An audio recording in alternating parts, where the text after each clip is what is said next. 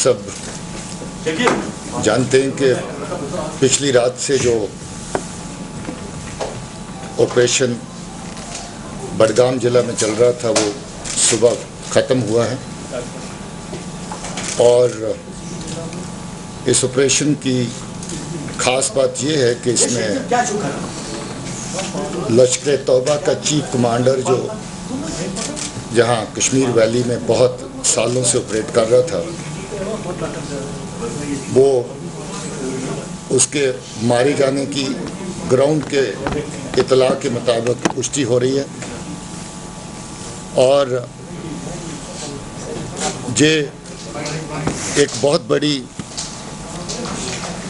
कामयाबी इस लिहाज से रियासती आवाम के लिए और फोर्सेस के लिए है कि इसके इशारे पर, इसके इंस्टेंस पर जो अट्रॉसिटीज़ पब्लिक के ऊपर हो रही थी, जो अत्याचार पब्लिक के ऊपर हो रहा था, उसकी इंतहा हो चुकी थी।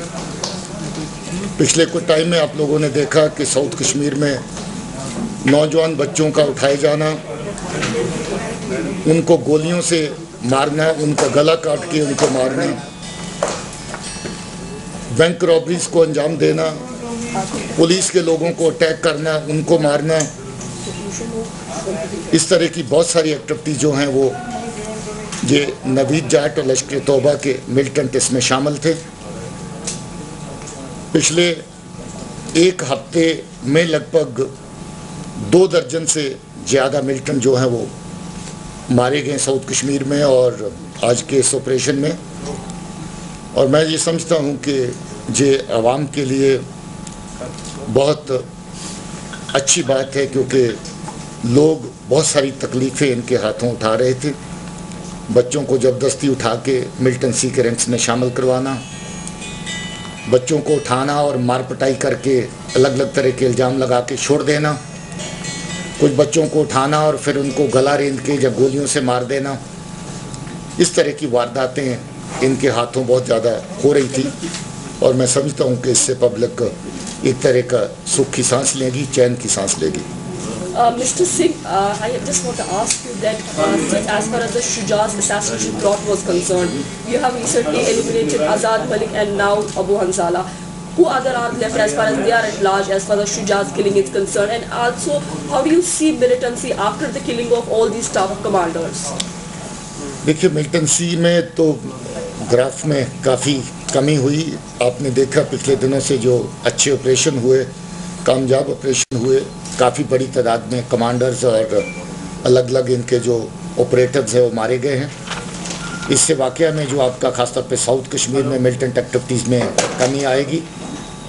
पहले से ही जो रिक्रूटमेंट का सिलसिला था मिलिटेंट रैंक्स में वो बहुत कम हुआ है, बल्कि ना के बराबर है। आज की तारीख में कोई ऐसी इतला पिछले 2 महीने में नहीं है जहाँ कोई नया लड़का मिलिटेंसी रैंक्स ज्वाइन कर रहा हो। लोग हमारे साथ बहुत अच्छा ताउन दे रहे हैं, कोऑपरेशन दे रहे हैं, हम उनका शुक्रिया कहना चाहते हैं उसके लिए। और सिक्योरिटी फोर्सेस सभी मिलकर के, आर्मी, सीआरपीएफ, बाकी फोर्सेस, पुलिस सभी मिल के ग्राउंड पे काम कर रहे हैं। और हमारी कोशिश है कि ऑपरेशन के दौरान अवाम का किस तरह का कोई नुकसान ना हो, पब्लिक का कोई नुकसान ना हो। लॉ एंड ऑर्डर की इंगेजमेंट्स बहुत हद तक कम हुई हैं, स्टोन पेल्टिंग के इंसिडेंट्स कम हुए हैं। इससे जो पब्लिक की कोऑपरेशन है वो सामने साफ जाहिर हो रही है। और हम और चाहेंगे, अभी भी जो ऑपरेशन की साइट के ऊपर छोटा मोटा लॉ एंड ऑर्डर के इंसिडेंट्स होते हैं जिसमें कभी किसी को जाने अनजाने में नुकसान पहुंचता है, उनको और भी बंद किया जा सकता है, रोका जा सकता है। मिलिटेंट का मारे जाना और उसके साथ लॉ एंड ऑर्डर को प्रमोट करना या लॉ एंड ऑर्डर में शिरकत करना कोई अच्छी बात नहीं है। मिलिटेंट के कम होने से लोगों की बेहतरी है, आवाम को सिक्योरिटी का अच्छा माहौल मिल रहा है, लोगों को चैन मिल रहा है। जो बेगुनाह किलिंग्स हो रही हैं उसमें कमी आ रही है। तो मैं समझता हूँ कि अभी भी जो नौजवान बच्चे एनकाउंटर साइट्स के ऊपर स्टोन पेल्टिंग में हिस्सा लेते हैं वो इस तरह की एक्टिविटीज़ में ना हिस्सा लें, क्योंकि हम नहीं चाहते अवाम को किसी भी तरह का नुकसान एनकाउंटर साइट्स के ऊपर।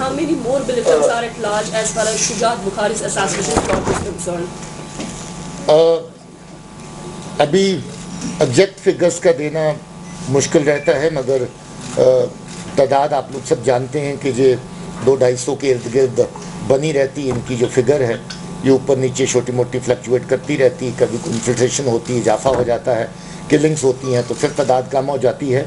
मगर आपके लिए, मेरे लिए और आवाम के लिए जो सबसे बड़ी खुशी की बात है कि इनको नए रैंक्स में ज्वाइन करने के लिए रिक्रूट नहीं मिल रहे हैं।